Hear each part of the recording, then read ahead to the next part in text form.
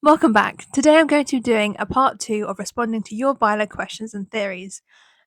Again, I want to give a massive thank you to all the responses I got. As I said in my last video, I think I ended up getting about 50 in like 2 days, which is way more than I expected.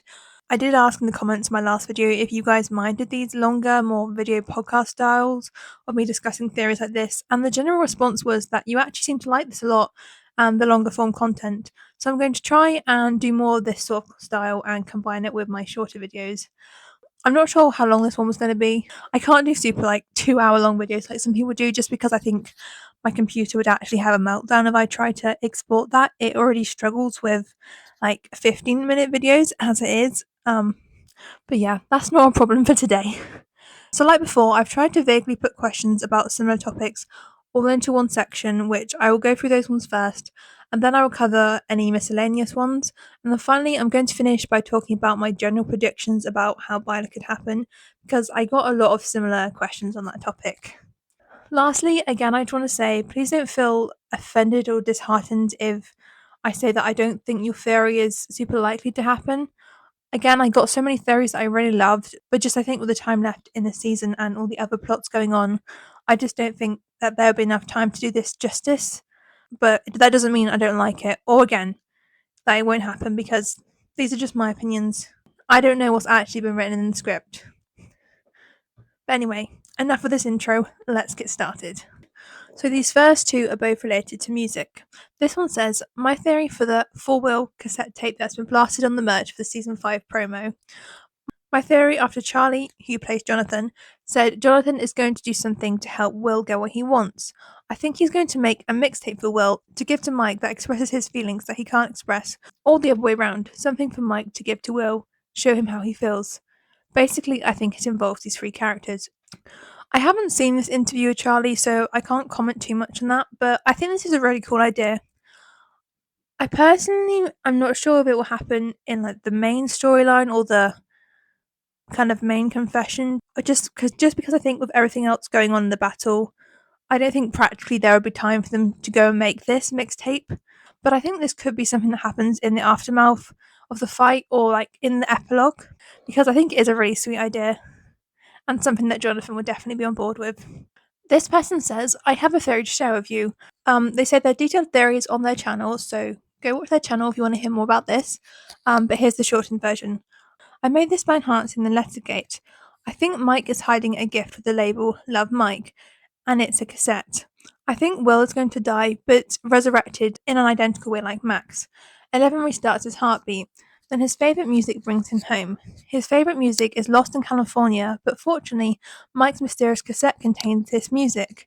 Along with the big reveal, we get a flashback of Mike playing the guitar, which I think we see in his bedroom in season 4, episode 1, and singing and recording this song for Will. He changes his mind when Elle wrote to him in a letter. Will is painting a lot, maybe for a girl. This theory is hinted at in many ways. Also, it would mean Mike and Will unknowingly mirrored each other. It would hold plot twists, and Mike would have a key role in resolving the Vecna problem. I love this theory, and I think the letters and possibly a cassette tape will show in the montage I think we're going to be getting at some point to show that Mike has always had these feelings. I'm not sure if the letters are going to be an explicit plot like the painting, but we'll see.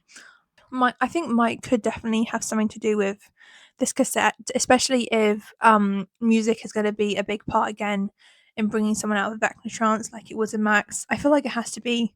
You don't establish that for nothing, and also there even were hints of that in season 1 with Will, to contact Joyce when his favorite song started playing. But I think I'm not sure at this point if Mike would be open enough to write a song for Will himself like that, and also I feel like maybe it just won't be established enough that Mike likes playing the guitar and likes music like this.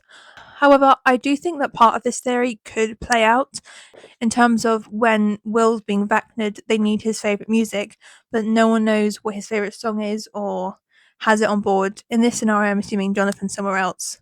Because obviously, I think Jonathan would know what his favourite music was, but then maybe Mike is the only one to know his favourite song or happens to have Will's music on hand because he listens to it because it reminds him of Will, or because it was something he was going to bring to him in California, or his favourite songs, and it's brought up in that way.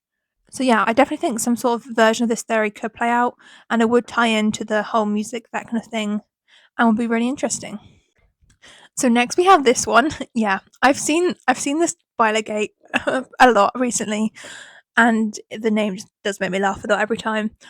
Basically, if you don't know, this is the theory that something must have gone on during the time jump between Mike and Will to have this new dynamic in their relationship, and for Will to suddenly be having hope for like the first time ever that we've seen that his feelings could be reciprocated. And I think especially this gate arose from the look of realization that we see him having after his talk with Robin about signaling, because the look definitely gives. I've seen some of these signals before, and now I'm looking back at them with a new perspective. So yeah, I do kind of believe in this theory. I think Will is definitely looking back in retrospect here and noticing some of these signs that Robin mentioned. I hope we see some of those in montage flashbacks at some point. But rather than I think something kind of drastically obvious that's happened, I think it's just all going to be things that we've seen Mike doing before, just maybe a bit more obvious now and a bit more like intense. Especially after everything that happened in season 4, it's definitely going to be a noticeable shift for Will how Mike's now acting. So yeah, I think something definitely did go on. Nothing too major, because obviously we want to see the big reveal on screen in like real life time, if you know what I mean, rather than it's already happened. But I think Mike definitely was acting differently than he has been before, and Will is picking up on that now. These questions all were sort of in relation to Byler doubt, um, either in terms of Mike not reciprocating Will's feelings, or just in them not thinking that they'd show this romance in like a big TV show that Stranger Things is. Obviously, I kind of didn't want to talk about this because we don't want to think about Byler doubt, but I thought it would be, I didn't want to be super biased. So I thought I would still include these comments because they do raise good points. So this first one says the final episode is going to be in cinemas, right? Do you think Byler will still happen then? Because the GA will be present, kids, parents, families will go together.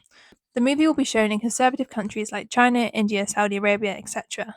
That's the only doubt I have with getting this. Unless Byler happens in episode 7, The Bridge, then it's already established before episode 8 comes out. Yeah, first of all, I feel like I just have to kind of give a disclaimer that obviously having a gay relationship on screen shouldn't be something that makes this show suddenly not for kids and families. I mean, Stranger Things isn't a kids show anyway, it's rated like 15, at least where I'm from. But this specifically shouldn't make it less of a family show, if you know what I mean. But again, I do completely understand what you mean here, because I've grown up around a lot of conservative people who have a lot of these values and, would express this, and this would be something that would stop them from watching the show. So sadly, it is like a real thing that people think and would make them stop watching. However, I think this group of people isn't actually the general audience, and something maybe we don't really realize because we only see these sorts of people being the ones commenting online and saying they're going to cancel their Netflix subscription or whatever if Byler happens. And actually, it's quite surprised me how accepting the general audience has been. I've seen so many videos of like people watching this show with like their mum or something, and they see the ending where Mike's just staring at Will, and then they're suddenly clocking Byler. And the general audience actually does seem to be on board for this. A lot of casual viewers who aren't, super invested like like we are here. A lot of them are just like, we want Will to have a happy ending now, and Mike is definitely giving some sus looks. So I feel like it actually has surprised me how quickly the general audience has got on board with seemingly not like a lot of Byler scenes in Volume 1. But yeah, I feel like for a small amount of people, this would be something that would stop them from seeing Stranger Things, but I don't think it's a big enough concern for the Duffers to worry about, given the amount of money they're already making from this. And also given what they've said, which I think I touch on later on in this video, about wanting to, push boundaries and take risks, and they don't care about the general audience response. Again, I've got a quote from them later on I'll mention. Although this would be a concern of a small amount of people, I don't think this would be something stopping it from happening. Also, I feel like by the time episode 8 does come along, we will definitely kind of get major hints if it is happening. something enough for the general audience to definitely pick up on. And sadly, but this is how I'll put it, make an informed decision whether that's something they want to be seeing in the cinemas or not. Also, just to touch on the point about it being shown in especially conservative countries, it's only coming out to the cinemas in the US and Canada. Something I'm very sad about because I'm from the UK. I won't be getting to see it in cinemas. So this won't be a problem in terms of like box office releases. In terms of Netflix, I don't know. I mean, people censor things like this. I don't think this will stop them. Basically, is the point I'm trying to make. Yeah, and we'll move on now. I feel like I did have to address that because, again, it is a concern some people have. This next one says, I think Will is definitely going to be 100% confirmed. However, despite Mike not having feelings for Will back or just not seeing it yet until a certain moment happens, I wouldn't be surprised if Will doesn't end up with anybody at the end. I'm happy though he has Robin as a sister figure to look up to. Yeah, again, this is a big doubt going around with the whole Robin speech thing. I've done a whole video breaking down this and explaining why I don't think she's actually telling him to get over Mike here, but I think also this was purposely ambiguous because they don't want to make their big, twist and endgame plan obvious because they want it to be a surprise for the general audience.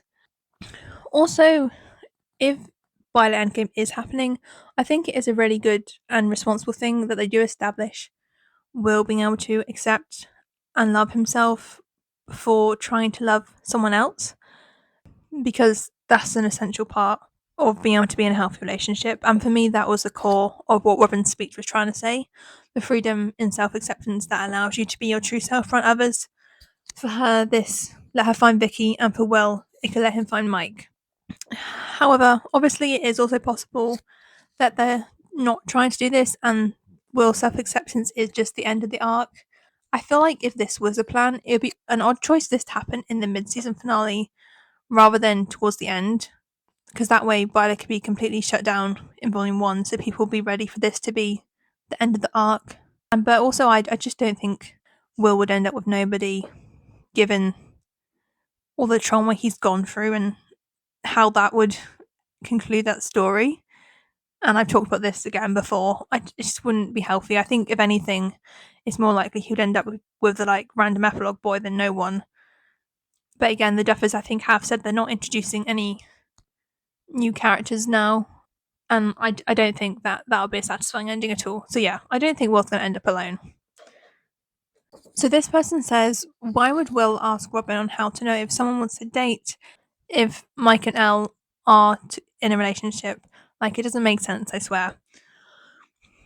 Yeah, I do get this. It would seem very out of character for Will to suddenly pursue effectively his sister's boyfriend, if they were in, a relationship. I mean, we saw all of season 4 with him trying to fix that and being selfless. It would be an odd switch up in his character. My current theory is that Mike and Elle have already broken up, and I think this is a sentiment other people also have. It would explain why Will suddenly has this hope and is open to a potential relationship with Mike, because Will has always been someone who prioritizes others' happiness above himself. And again, I mean that has issues within itself, but that's not the point we're talking about right now. I wouldn't see him like trying to pursue Mike if he was in a relationship with Elle. I think that maybe they have already broken up, or even that they never got back together, because on rewatching the end of season 4, they never established they're back together. There's a love confession. Elle wakes up. They go in the van, I think, and then you see them arriving back at Hawkins. Mike says they haven't really talked to her in the van, and then Elle's walking past them and shutting the door. A symbol for an ending relationship. We never had confirmation they got back together. But yeah, you do raise an interesting point. It would seem out of character for Will, but I think there is a way around this, and that's that Mike and Elle have already broken up or never got back together. Okay, so I thought I'd finish this kind of somber Byler doubt section of the video with this question. How likely do you think it is that Byler won't happen? I'm not really sure on how you want me to answer this one. I know you're probably looking for like a percentage. Like, I'm so much percent sure that Byler will or won't happen. But for some reason, I just always find it really hard to quantify things like that. I'm not really sure why. But overall, I do strongly believe that it will happen. And that's not just because I want it to happen, but due to all the analysis I've done along with the other Byler creators that I've watched, but also looking at all the behind the scenes stuff. I've talked about this in my part 1, where the cast and crew have spoken about standing up for Outcast a lot before and not letting anyone stop them from telling the story. And I'll play the clip again from David Harbour's speech at an award show, which I played in my last video just for any of you who haven't seen it. We 1983 Midwesterners will repel bullies. We will shelter freaks and outcasts, those who have no homes. We will get past the lies. We will hunt monsters. And when we are at a loss amidst the hypocrisy and the casual violence of certain individuals and institutions, we will, as per Chief Jim Hopper, punch some people in the face when they seek to destroy the meek and the disenfranchised and the marginalized. And we will do it all with soul, with heart, and with joy. We thank you for this responsibility. Thank you. Also, I recently got the scripts for season 2 and 3 of the show, and there's a lot more hints from the original script that didn't make it into the show that this Byler endgame was their plan from the beginning, and also that Malevolent wasn't as heavily hinted at. There's also some parts from the introductions that the Duffers wrote for these books the scripts were released as that I want to talk about, that talk about them wanting to take these risks and also following through on their initial plans. I'll insert the clip from my last video where I talk about this here. From the introduction to the season 2 scripts. As we began writing the pitch for Netflix, it quickly became clear we had too many ideas. What we were trying to cram into one season was really 2 or 3 seasons worth of plot and mythology. And for those discarded ideas from our original overstuffed pitch, nearly all of them eventually found their way into the show, including the final season. From the intro to the season 3 scripts. When season 2 of Stranger Things released in October 2017 to positive reviews and responses, we felt a huge relief. We had proven, to ourselves and our audience, that season 1 wasn't a fluke, but a story worth continuing. There was, of course, one confidence shaker, the much debated episode The Lost Sister, which had landed with a deafening thud. But we were determined not to let it throw us. In fact, heading into season 3, the first thing we told our writers was, we can't be afraid to make more big swings. We'll make more mistakes without question, but the biggest mistake we can make is playing it safe. The show needed to continue to change and evolve and surprise. The Duffers aren't interested in playing it safe, and almost all their original ideas are now being explored in the show. So yeah, well, I think there definitely is a chance that Byler could end up not happening, and a very real fear due to similar instances of this happening in other shows before. At the moment, based on everything this show has given us and the attitudes and statements made by the cast and crew about the show and what it's about and what it stands for, I have faith in the Duffer brothers. This has been their intended plan for a long time and they will see it through and do it justice. Whether or not that faith is misplaced, we'll just have to wait and see. Okay, so these next 2 are theories about Mike confessing his feelings. Some positivity after all the Byler doubt we've just had to address.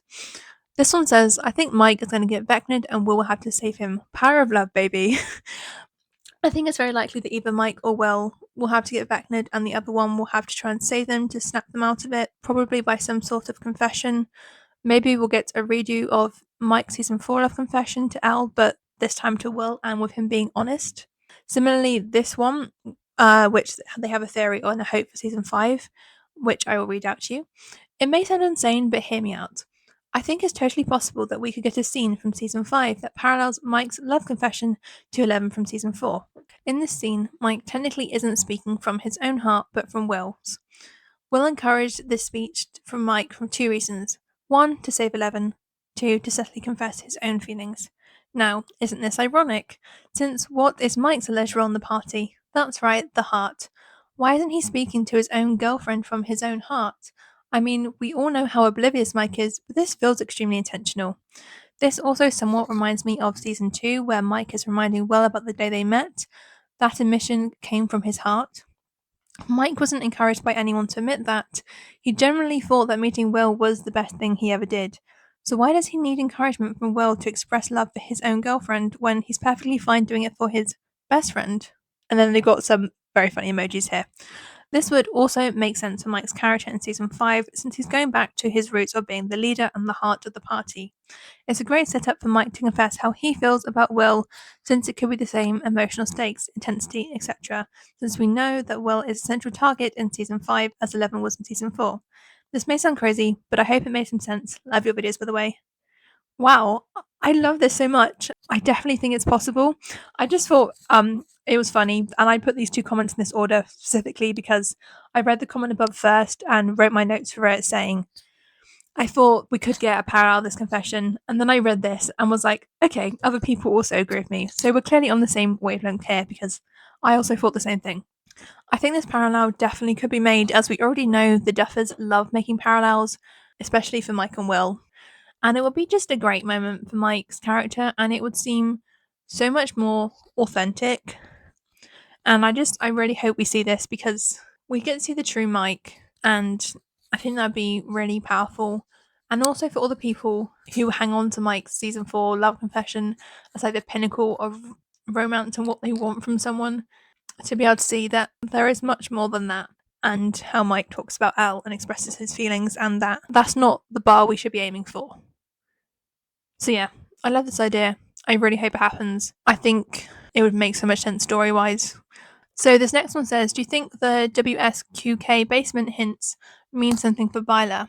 Someone on Tumblr was wondering if the Crazy Together scene was foreshadowing a new scene with Byler in the basement, and that theory makes my heart do cartwheels. I love the imagery. I think I'm going to have to start using it. But I definitely think there is some kind of symbolism surrounding the basement, with Mike's basement being the place where he's able to be his true self, and where him and Will have their like heart to heart, as this is the only heart to heart we actually see in Mike's house between the two. The rest are at Will's or in another place, presumably where he feels safer, because Mike's house and his family is where he has to feel like he has to hide himself. That's like the symbolism I get from it. Also, all Will's drawings are in Mike's basement. It captures his childhood, kind of in the similar way Castle Byers did for Will.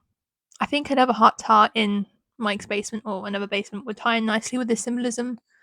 Also, if you're referencing like any of the set design, I know there is a theory about there being a poster for the movie. I think it's The Wall. I've never seen this movie or the album it's like based off, I think, so I can't really comment that much on that. But from what I've seen other people talk about it, it sounds like a very sound theory. Yeah, we love some symbolism, so I would love for this to happen. Okay, so we've got another long one I'm going to read out. This person's top 3 Byler / gay Mike Wheeler proofs. Number 1. Will loves Mike exactly the way he wants to be loved, as shown in the van scene in season 4, where Mike, who had already realised some time ago that he didn't love Elle romantically, but who switched up after hearing Will talk about her needing him. He basically fell in love again with that version of Elle, which is basically what brought him to make the confession in the freezer, which he only did because Will was urging him to, but anyways. But the thing is, since Will was talking about his own feelings disguised as Elle's, Mike indirectly realised he loved Will instead of a side of Elle. Number 2. Will's crush on Mike has been confirmed to have been planned since season 1. Another thing that has been planned for season 1, Elle was supposed to die, and they only decided not to because all the fans already loved her so much. Also, why the frick would they have planned the crush if they never wanted to do anything with it? I also heard that Elle was initially supposed to be a boy, so it's almost like they looked to Mike and said, he's gay, he'll be gay no matter what. And 3. The Duffers love to put symbolism everywhere, so how come there have been so many Closet Mike associations? I'm talking Elle hiding in his closet, an open closet being placed right between him and drawing his love confession in season 3, the one where he didn't reply, didn't kiss her back, and just stood there, confused. The one-way sign pointing at his closet, right next to posters of buff monster dudes. The telephone box in the desert that many people have said symbolises a glass closet. He was also kind of holding hands well there. And also his closet being destroyed by the Demogorgon, controlled by Vecna. Maybe it's time that he'll be Vecna'd or something, and outed to the audience by him. And his father, very likely homophobic. And these can't just be coincidences anymore. Also, I'm sure that something is going to happen to Mike since the Wheelers are being targeted right now, and he's generally the only main character who has no major harm done to him. So maybe Vecna out to him, if not to the other characters, maybe to the audience and himself, would be a plausible option. I love this. I mean, I'm not sure there's much more I can add here. I think this perfectly just shows and encapsulates all the proof we actually have got and all the symbolism. And in story writing and film and TV, especially if they're good, that's all intentional. That's how you tell a story. It's not all just the words. That being said, it's so much more. I love the points you make about the season 1 stuff. Some of it I didn't know before, but it sounds like things that could definitely have happened. I've also been, as I said, looking back at the scripts of season 2 and 3 that I have now, and I've talked about these two things I've already noticed in detail. But the Snowball, the Mike and Elle dance was originally meant to be to like a melancholy song about heartbreak and grief. There was no kiss scripted, and we actually got Will looking longingly at Mike while dancing with the girl. Then in season 3, where Will tears down Castle Byers, we got extra flashbacks to him watching Mike walk away from him and leaving him for Elle while telling him that they're not kids anymore. Basically, I think that this has definitely been the plan all along, especially from season 2, and I think that they've just made it more subtle to draw out over a longer time. Partly maybe for like the build up, and partly just to ensure the general audience are invested enough so that when they make it canon, it's accepted by the majority. Also, as this is their final season, I just don't think they're holding back anymore. But yeah, also to touch on your point about the Wheelers being targeted, I'm not sure if this bit has any significance, but also because I'm doing a bit of a rewatch at the moment. In season 1, the two people that are talked about being taken, Mike is Will's best friend, Barb is Nancy's best friend, and then season 5 they have their little sister taken and their parents attacked in a hospital. I mean, that they are the family that's being targeted the most here. Maybe that's part of the plan. Maybe it's a coincidence. But, as Lucas says, we don't believe in coincidences. But I just thought that was something I'd add on that I noticed, and maybe Mike or the Wheelers have somehow been part of Vecna's plan all along. I'm not really sure, but he's definitely targeting them both literally and emotionally here. But yeah, I love all the points you made. So the next one says, what do you think of the newly created Wallgate? Love this theory too, especially the part of people speculated will get Bowie's Heroes playing parallel to the moment in season 1 when Mike thinks he's lost Will, and the lyrics here would tie in so well the story, and also visually would tie in with what's happening. Especially the part about the wall and the guns, and having to hide something. And there are people on Tumblr, I imagine, that have encapsulated that much better than I can here. But I absolutely love that, and I think it would be perfect and a perfect parallel and full circle moment. Also, I would love if we got the original Heroes by Bowie, because I think although the cover did work really well in season 1, with the tone of that scene, I love the original so much more. I love Bowie, and I think it's a very uplifting song that would work really well with Mike and Will getting together. Also, again, from my rewatch, I've been doing a lot of rewatching. I didn't rise before though. I know, I'm sure a lot of other people have. It also plays in the end of season 3, right after Elle and Will and the Byers move away to California, and we get Mike coming back home to his mum and them having a hug as he's kind of heartbroken. And I think the use of this song again here just really enforces that this moment was mainly about Will and losing Will again, because it ties back to this season 1 scene and parallels it. Love this theory. Would love for it to happen, because it would be time accurate, fit in with the themes. We know it's something Will canonically likes, and also I love so much the stuff going around about Mike wanting the orange mohawk because it reminds him of David Bowie, associated a lot with the queer movement, and also is an artist that we know Will canonically likes. Really hope this one happens. This person says, I haven't seen anyone talk about this yet, but to me it feels like the biggest Byler proof out there, and I only just clocked it as I was watching the recaps of season 1 to 4. Elle loses her powers at the end of season 3. In season 4, she's struggling with her identity without those powers, and Will is infamously, I'm assuming you mean Mike here, is infamously unable to say I love you. He only says it again once she has her powers back. He very clearly never loved Elle for Elle, but for her abilities and what she could do. I generally think he used Elle as a safe replacement for everything he wanted Will to be. Because Will was always the wizard, Will was always magic to him, then the girl, who looks like a boy to everyone in the show, waltzed into his life with actual powers he fantasized Will having as a kid. And this was actually allowed and encouraged because she wasn't actually a boy. That's why he always focuses on her abilities and her being a superhero, and why he compliments her. That's why they continuously have issues and petty arguments, and why she feels unhappy. It's also why Will feels pushed out more for the show, because he literally was replaced by someone more convenient for Mike. Yeah, so I think you raise a good point here. I think there's definitely some issues with Mike idolizing Elle a lot, especially more in the earlier seasons, at least more openly. I don't think it's fair to say he never loved her, like, as a friend, I think he did. But I think, especially in the earlier seasons, there was definitely some disconnect going on from seeing her as an actual real person with feelings and who could understand what they were saying about her. Partly, I think, just because they were young and didn't really think about it. Partly because of all the trauma they were going through of losing Will, and that was their priority. And Elle wasn't. She was just kind of a means to an end, finding Will. I know that sounds horrible to say, but that's kind of how Mike treated her. Also, during my rewatch of season one the other day, that I was doing for some research about something quite similar to this actually that I was hoping to make a video on. Not sure if I have time now, but anyway, the way Mike and the other boys talk about Elle in season one is actually really quite concerning. They call her a weirdo, insane, even like a weapon, which, especially the last one, is definitely something she would have heard from Brenna and would already have a lot of trauma around. And all these things happen with her either directly in the room or in earshot. And there is definitely a problem with them talking about her with her around, not actually to her. I kind of want to see Elle address this similar to the way Will did to Joyce in the car scene in season 5, because Elle must remember this treatment of her from those early days, and it must have like stuck with her in some way because if people were saying that stuff about me, especially if it already just reinforced negative things I'd heard about myself, I would definitely it would definitely cause a lot of issues.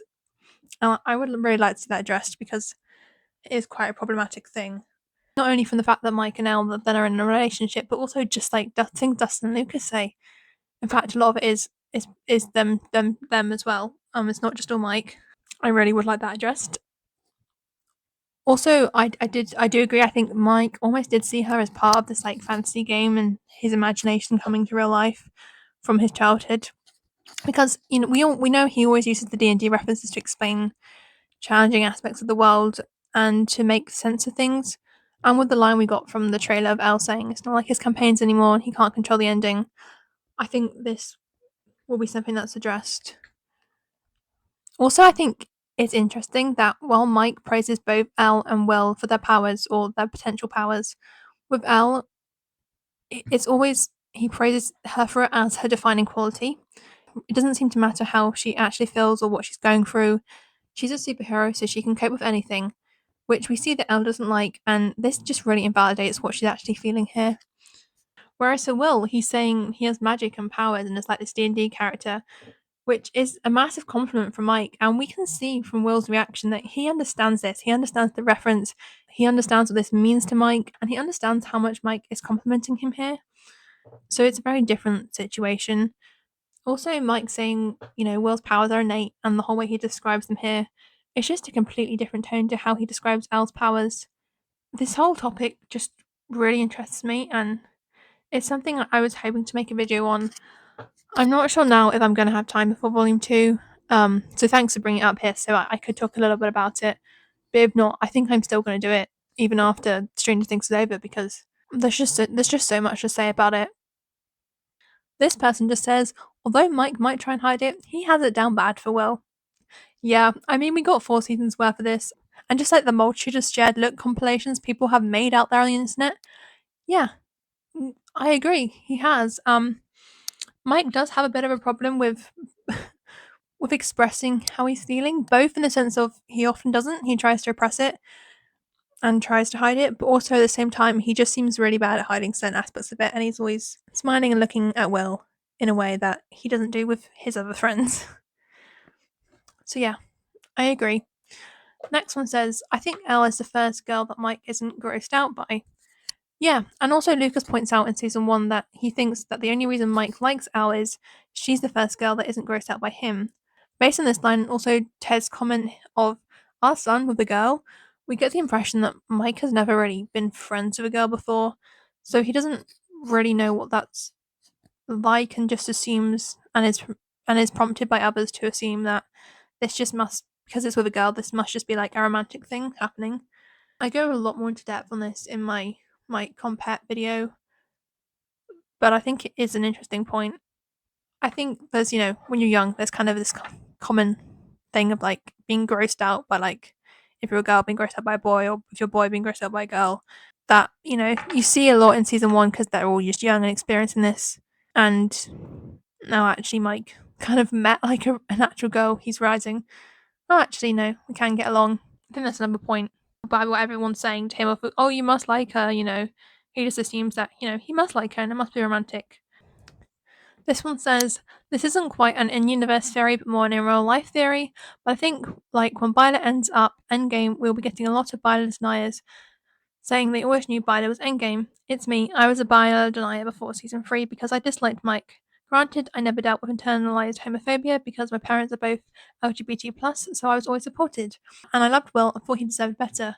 But now, after Volume 1, I just can't deny it, especially after that scene with him chatting and Robin watching them. Yeah, first of all, I'm so glad you had that environment growing up. I feel like a lot of the haters out there just saying we're pulling out straws here, saying Mike's dealing with this just because we're projecting. But people who haven't experienced this can also see this in Mike and see this point of view. But I think you might be right here with getting a lot more people suddenly shipping Byler. Both, I think, from people just kind of wanting to jump on board the winning ship, just as casual viewers, but also I think from others generally having the perspectives of Mike and Byler recontextualized in the final season, and then having a proper look at it all with an open mind for the first time. I think that Byler is one of those things that once you let yourself be open to seeing it with an open mind, you can't really unsee it then. And I think people have already started to rethink things just from like that 2-second clip we got of Mike staring at Will at the end of Volume 2. As I said earlier, I've seen so many funny videos of people watching that, especially with like their parents or something, and being like, hang on a minute, does Mike like Will back? I mean, I think everyone thought going into this that we need lots of setup for people to be on board, but in reality, a lot of people got on board with a 2-second clip of Mike staring at Will with powers. The way the audience, sees Will here, we've seen so many people constantly complimenting Will on, how good he looks in this scene. Yeah, that's because we're seeing it from Mike's POV. I think, yeah, we all see a lot more Bylers, both from people just wanting to root for the winning ship, which, isn't a problem. It gets more people on board, and I think that's what you want as writers, but also people generally having more of an open mind to Byler now. I think Vecna's speech, or just verbal abuse to be honest, to Will was a plan to unlock his powers because he's going to use him in some way, either possess him again or as a spy or something else. This would align with traitor being a word used by the cast to describe season 5. It would also make more sense why Vecna would appear in Maxi, because, girl, that could have just been an email. I don't want this to happen because it would stain a little of his self acceptance equals powers arc, but it would just make sense. Yeah, so I gave this a lot of thought when I read this one. I feel like you have to be right to some extent, and that Vecna must have a bigger plan. Because I know there is like the obvious trope of villains just wasting time giving a monologue about their plans, but Vecna isn't that sort of villain. Despite all his flaws, you have to make his a very intelligent character, a very calculated character. Just coming in to boast and then hopping back out again doesn't really seem like his thing. I feel like it would be an intentional move. He's not just coming there to boast. I don't know exactly how this will play out, but we have gotten lines about having plans for Will, so I think there must be something more going on.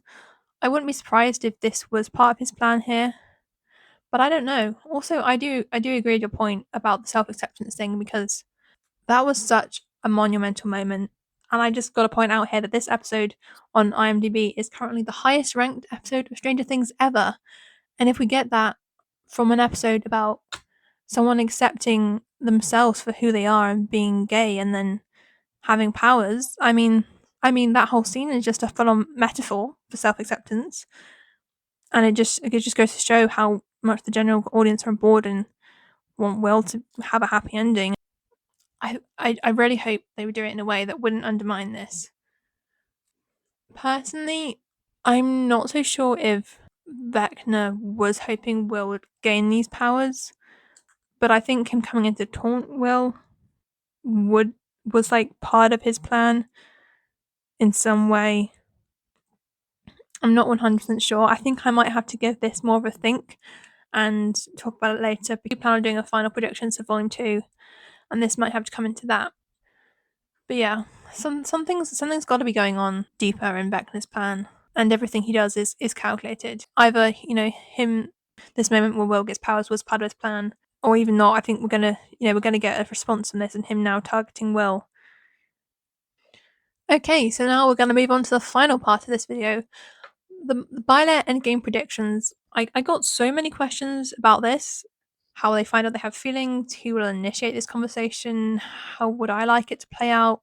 Will the confession happen in like a high stakes situation? What will a Byler kiss look like? How will Mike react? Etc. I put them all on the screen here. I am going to make a proper video about this right before Volume 2 releases. Again, these aren't solid predictions, just general ideas of what I think could happen, what I'd like to see happen. I think for a Byler endgame, we've already had Will's perspective. We need to get Mike's perspective, I think, to get the general audience on board and seeing what's really happening. And like I talked about in my Mike video, this is classic slow burn writing trope. You see both POVs, you get the audience on board. They now know something the characters don't know. They know that both of them have feelings. It makes them want to be proved right. It makes them root for this to happen. That would make sense to me. I think also there could be a few more moments like we got of the field scene during the mission that I think is going to have to happen, where Mike and Will go on this mission together. As we know, they spent most of their time filming together, and we haven't really seen this at all yet. We've only really got one-on-one Byler scene. So I think that's going to happen. I think Will may be trying to like test the waters a little bit more here with his newfound confidence. I think the painting lie has to come up at some point. It would just not make sense if it didn't. And I talked about this a lot more in my part 1 of this video.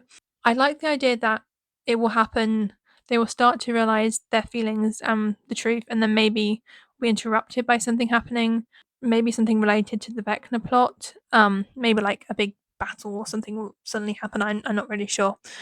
And something way more high stakes they have to go and deal with, and then come back to this. And I feel like that would also give both of them time, especially Mike, who's just like the king of denial, to explore these feelings in their head a little bit and just think about them, let them settle before we come to like part 2 of the confession. I also like the idea out there of Vecna taunting one of them or both of them and showing like a fake rejection, kind of how like he did to Max of Lucas, and then finding out about the feelings in this way. Or maybe this is happening to Mike. Even Will or Elle could somehow tune into this trance of their powers and see what Vecna is taunting Mike with. Part of me wants this big confession and kiss to like happen in a higher stakes environment like this, where there's kind of some external factor that sort of forces this to come out. But part of me wants it to be very much happening on their own terms. I feel like the first one would be more climactic to like for viewers to watch, but the second one would probably be more like healthy and have more emotional impact as it happening on their own terms. But we'll see.